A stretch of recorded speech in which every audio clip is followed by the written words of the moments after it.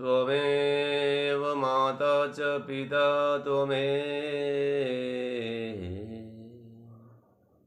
त्वमेव बन्धु च सखा त्वमेव विद्या द्रव्यं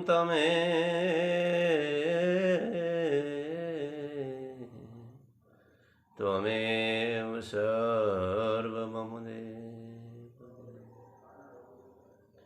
कर्पूरगौरं करुणावतारम् संसारसारं भुजगेन्द्रहारम् सदा वसन्तं हृदयारविन्दे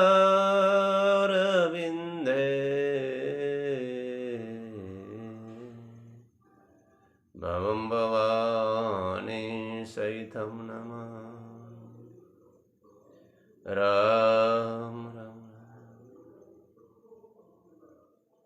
राम राम राम राम राम राम। ओम श्री परमात्मने नमः। श्रीमद्भगवद्गीता द्वितीयोऽध्यायः। संजय उवाच। संजय बोले, उस प्रकार करुणा से व्याप्त और आंसुओं से पूर्ण तथा व्याकुल नेत्रों वाले शोक युक्त उस अर्जुन के प्रति भगवान मधुसूदन ने यह वचन कहा। श्री भगवान वाच। श्री भगवान बोले, हे अर्जुन, तुझे इस असमय में यह मोह किस हेतु से प्राप्त हुआ है? क्योंकि न तो ये श्रेष्ठ पुरुषों द्वारा आचरित हैं, न स्वर्ग को देने वाला है और न कृति को करने वाला है।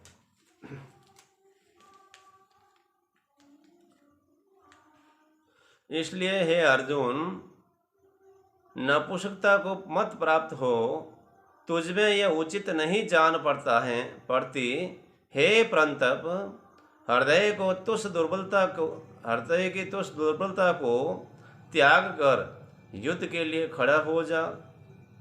अर्जुन बोले, हे मधुसूदन, मैं रणभूमि में किस प्रकार बाणों से पितामह भीष्म और द्रोणाचार्य के विरुद्ध लड़ूंगा? क्योंकि हे हरिसूदन, वे दोनों ही पूजनीय हैं। इसलिए इस महानुभाव गुरुजनों को न मारकर मैं इस लोक में भिक्षा का अन्न भी खाना कल्याणकारक समझता हूँ।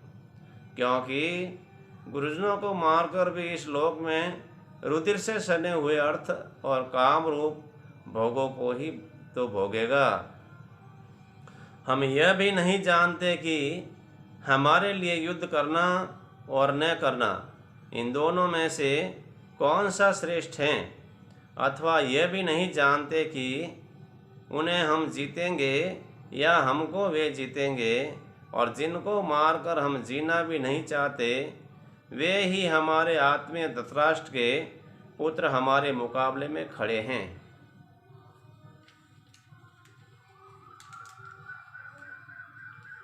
इसलिए कायरता रूप दोष से उपहत हुए स्वभाव वाला तथा धर्म के विषय में मोहित चित्त हुआ मैं आपसे पूछता हूँ कि जो साधन निश्चित कल्याणकारक हो वह मेरे लिए कहिए।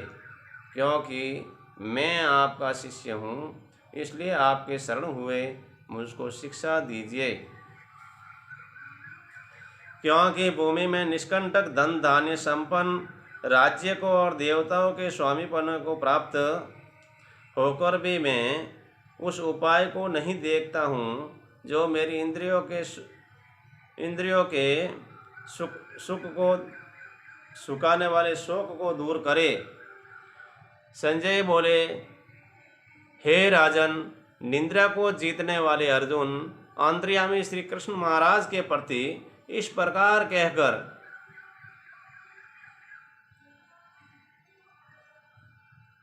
फिर श्री गोविंद भगवान से युद्ध नहीं करूंगा।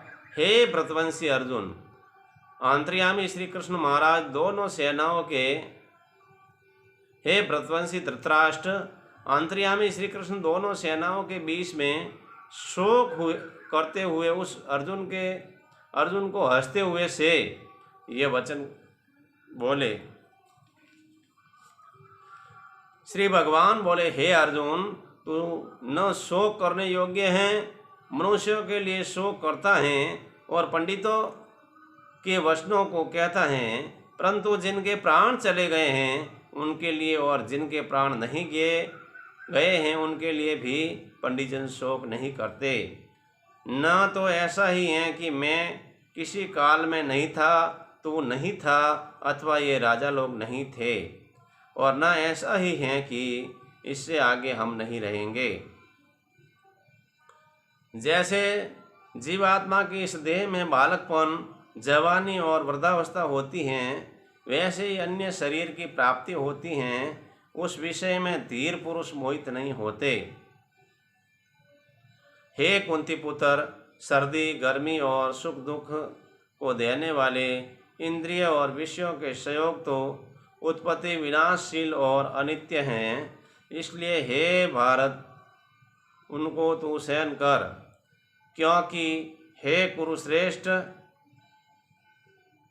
दुख सुख को समान समझने वाले जिस धीर पुरुष को ये इंद्रिय और विषयों के संयोग व्याकुल नहीं करते, वह मोक्ष के योग्य हैं।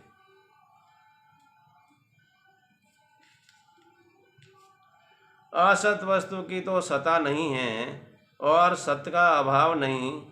इस प्रकार इन दोनों का ही तत्वज्ञानी पुरुषों द्वारा देखा गया है। नाश रहित तो तू उसको जान जिससे यह संपूर्ण जगत दर्श्य वर्ग व्याप्त हैं। इस अविनाशी का विनाश करने में कोई भी समर्थ नहीं है। इस नाश रहित अप्रमेय नित्य स्वरूप जीवात्मा के ये सब शरीर नाशवान कहे गए हैं। इसलिए हे व्रतवंशी अर्जुन, तू युद्ध कर।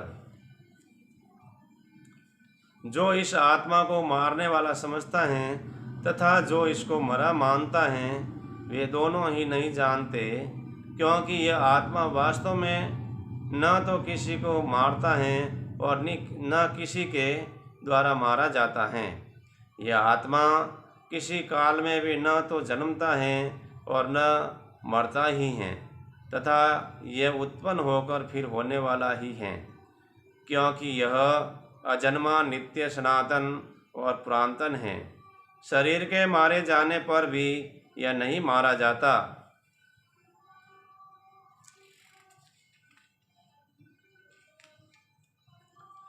हे प्रथापुत्र अर्जुन, जो पुरुष इस आत्मा को नाश रहित, नित्य, अजन्मा और अवयव जानता है, वह पुरुष कैसे किसको मरवाता है और कैसे किसको मारता है। जैसे मनुष्य पुराने वस्त्र को त्याग कर दूसरे नए वस्त्र को ग्रहण करता है, वैसे ही जीवात्मा पुराने शरीर को त्याग कर दूसरे नए शरीर को प्राप्त होता है। इस आत्मा को शस्त्र नहीं काट सकते, इसको आग नहीं जला सकती, इसको जल नहीं गला सकता और वायु नहीं सुखा सकता है,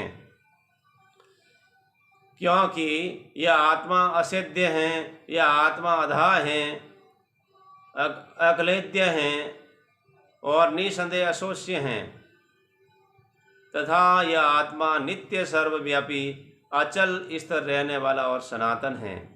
यह आत्मा अव्यक्त है, यह आत्मा नित्य है और यह आत्मा विकार रहित कहा जाता है। इससे हे अर्जुन, इस आत्मा को उपयुक्त प्रकार से जानकर तू शोक करने को योग्य नहीं है, अर्थात तुझे शोक करना नहीं उचित नहीं है।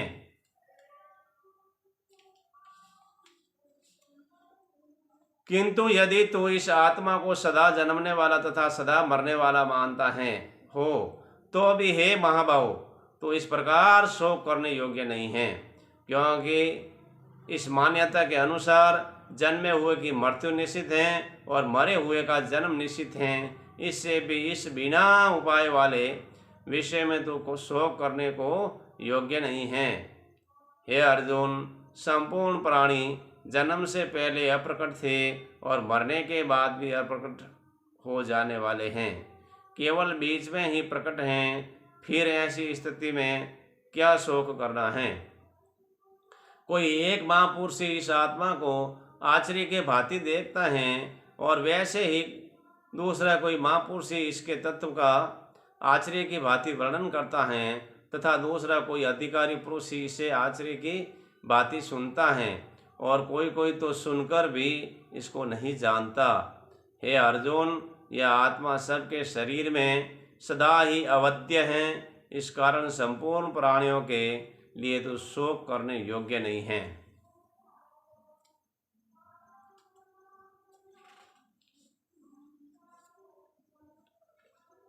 तथा अपने धर्म को देखकर भी तू भय करने योग्य नहीं है, अर्थात तुझे भय नहीं करना चाहिए, क्योंकि क्षत्रिय के लिए धर्मयुक्त युद्ध से बढ़कर दूसरा कोई भी कल्याणकारी कर्तव्य नहीं है। हे पार्थ, अपने आप प्राप्त हुए और खुले हुए स्वर्ग के द्वार रूप इस प्रकार के युद्ध को भाग्यवान क्षत्रिय लोग ही पाते हैं। किंतु यदि तू इस युक्त युद्ध को नहीं करेगा तो स्वधर्म और कृति को खोकर पाप को प्राप्त होगा तथा सब लोग तेरी बहुत काल तक रहने वाली अपकृति का भी कथन करेंगे और माननीय पुरुषों के लिए अपकृति मरण से भी बढ़कर हैं और जिनकी दृष्टि में तू पहले बहुत सम्मानित होकर अब लघुता को प्राप्त होगा, वे महारथी लोग तुझे भय के कारण युद्ध से हटा हुआ मानेंगे। तेरे वैरी लोग तेरे सामर्थ्य की निंदा करते हुए तुझे बहुत से न कहने योग्य वचन भी कहेंगे, उससे अधिक दुख और क्या होगा। या तो तू युद्ध में मारा जाकर स्वर्ग को प्राप्त होगा अथवा संग्राम में जीतकर पृथ्वी का राज्य भोगेगा। इस कारण हे अर्जुन, तू युद्ध के लिए निश्चय करके खड़ा हो जा। जय पराजय, लाभ हानि और सुख दुख को समान समझकर उसके बाद युद्ध के लिए तैयार हो जा। इस प्रकार युद्ध करने से तू पाप को नहीं प्राप्त होगा। हे पार्थ, यह बुद्धि तेरे लिए ज्ञान योग के विषय में कही गई है और अब तू इसको कर्म योग के विषय में सुन। जिस बुद्धि से युक्त हुआ तू कर्मों के बंधन को भली भांति त्याग देगा, अर्थात सर्वथा नष्ट कर डालेगा।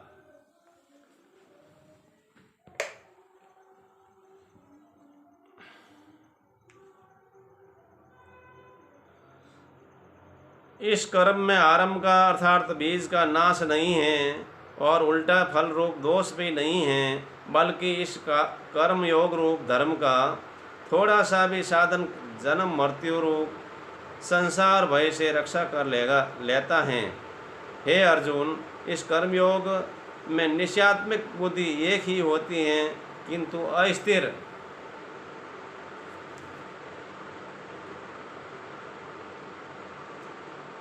विचार वाले विवेकहीन सकाम मनुष्यों की बुद्धियाँ निश्चय ही बहुत भेदों वाली और अनंत होती हैं।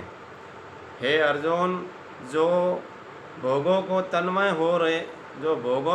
हो रहे हैं, जो कर्म फल के प्रशंसक वेद वाक्यों में ही प्रीति रखते हैं, जिनकी बुद्धि में स्वर्ग ही परम प्राप्य वस्तु हैं और जो स्वर्ग से बढ़कर दूसरी कोई वस्तु है ही नहीं है, ऐसा कहने वाले वे अविवेकी जन इस प्रकार जिस पुष्पित अर्थात दिखाऊं शोभा युक्त वाणी को कहा करते हैं, जो कि जन्म रूप कर्म फल देने वाली एवं भोग तथा ऐश्वर्य की प्राप्ति के लिए नाना प्रकार की बहुत सी क्रियाओं का वर्णन करने वाली हैं, उस वाणी द्वारा जिनका चित्त हर लिया गया है, जो भोग और ऐश्वर्य से अत्यंत आसक्त हैं, उन पुरुषों की परमात्मा में निश्चयात्मिक का बुद्धि नहीं होती।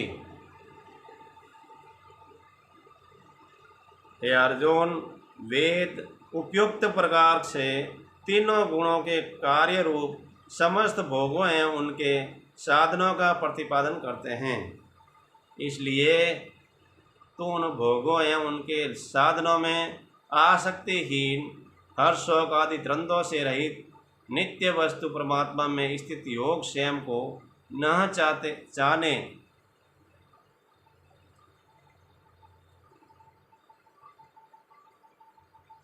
वाला और स्वाधीन अंतकरण वाला हो।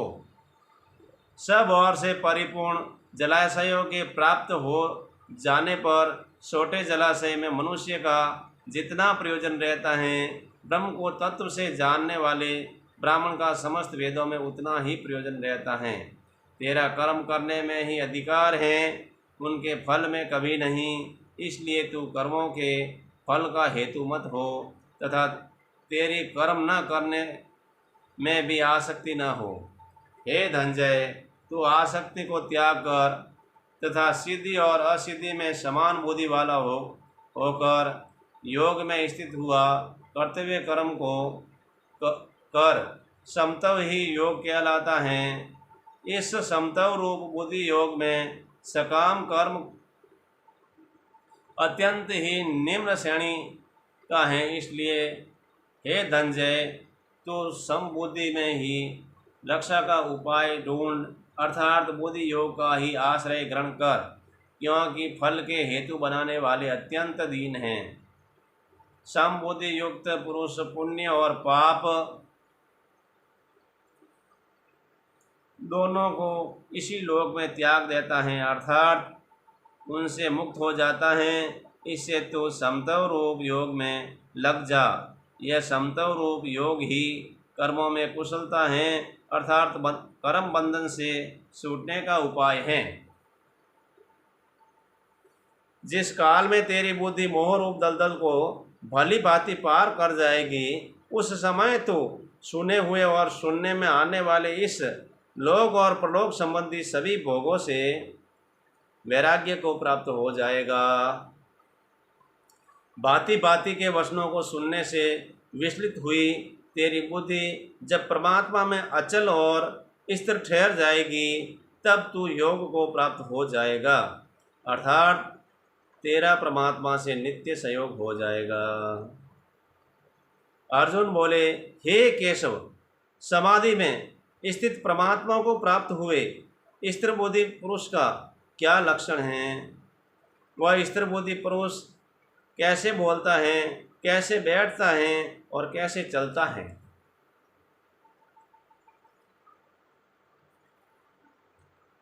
श्री भगवान वाच।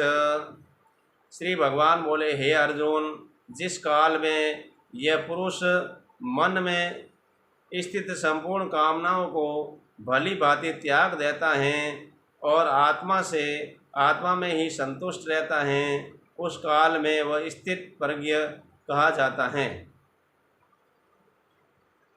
दुखों की प्राप्ति होने पर जिसके मन में उद्वेग नहीं होता, सुखों की प्राप्ति में जो सर्वथा निष्प्रय है तथा जिसके राग भय और क्रोध नष्ट हो गए हैं, ऐसा मुनि स्थिर बुद्धि कहा जाता है। जो पुरुष सर्वत्र स्नेह रहित हुआ उस शुभ या अशुभ वस्तु को प्राप्त होकर न प्रसन्न होता है और न द्वेष करता है, उसकी बुद्धि स्थिर है। और कछुआ सब ओर से अपने अंगों को जैसे समेट लेता है, वैसे ही जब यह पुरुष इंद्रियों के विषयों से इंद्रियों को सब प्रकार से हटा लेता है, तब उसकी बुद्धि स्थिर हो जाती है, ऐसा समझना चाहिए। इंद्रियों के द्वारा विषयों को ग्रहण न करने वाले पुरुषों के भी केवल विषय तो निवृत्त हो जाते हैं, परंतु उनमें रहने वाली आसक्ति निवृत्त नहीं होती। इस स्थित प्रज्ञ पुरुष की तो आसक्ति भी परमात्मा का साक्षात्कार करके निवृत्त हो जाती हैं। हे अर्जुन, आसक्ति का नाश न होने के कारण यह परमतन स्वभाव वाली इंद्रियां यत्न करते हुए बुद्धिमान पुरुषों के मन को भी बलात् कर हर लेती हैं।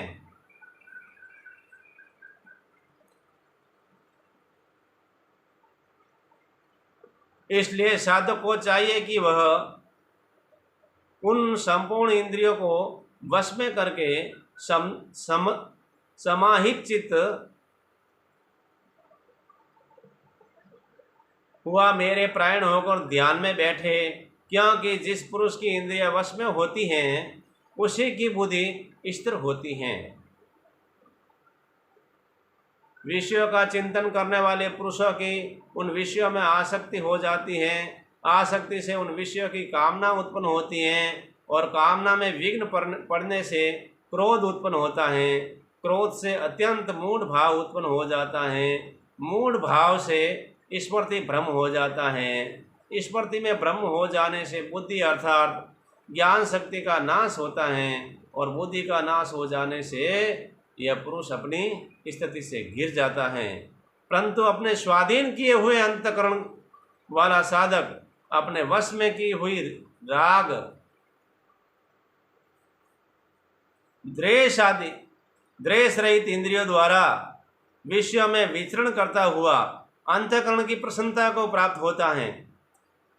अंतःकरण की प्रसन्नता होने पर इसके संपूर्ण दुखों का अभाव हो जाता है और उस प्रसन्नचित्त वाले कर्मयोगी की बुद्धि शीघ्र ही सब ओर से हटकर एक परमात्मा में ही भली भांति स्थिर हो जाती है। न जीते हुए मन और इंद्रियों वाले पुरुषों में निश्चयात्मक बुद्धि नहीं होती और उस अयुक्त मनुष्य के अंतःकरण में भावना भी नहीं होती। इस भावनाहीन मनुष्य को शांति नहीं मिलती और शांति रहित मनुष्य को सुख कैसे मिल सकता है? क्योंकि जैसे जल में चलने वाले नाव को वायु हर लेती हैं, वैसे ही विषयों में विचरती हुई इंद्रियों में से मन जिस इंद्रिय के साथ रहता है वह एक ही इंद्रिय इस अयुक्त पुरुष की बुद्धि को हर लेता है।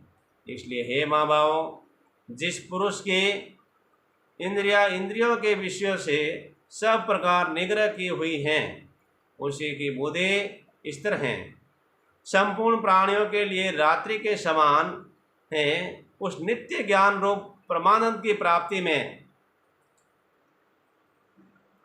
स्थिर प्रज्ञ योगी जागता है और जिस नाशवान सांसारिक सुख की प्राप्ति में सब प्राणी जागते हैं, परमात्मा के तत्व को जानने वाले मुनि के लिए वह रात्रि के समान है।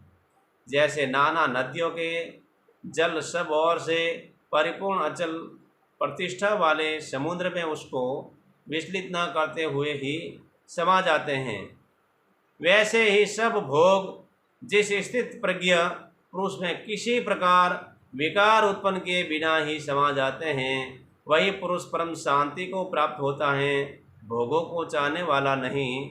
जो पुरुष संपूर्ण कामनाओं को त्याग कर ममता रहित, अहंकार रहित और स्पृह रहित विचरता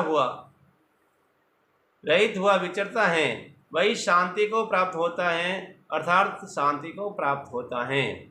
हे अर्जुन, यह ब्रह्म को प्राप्त हुए पुरुष की स्थिति है।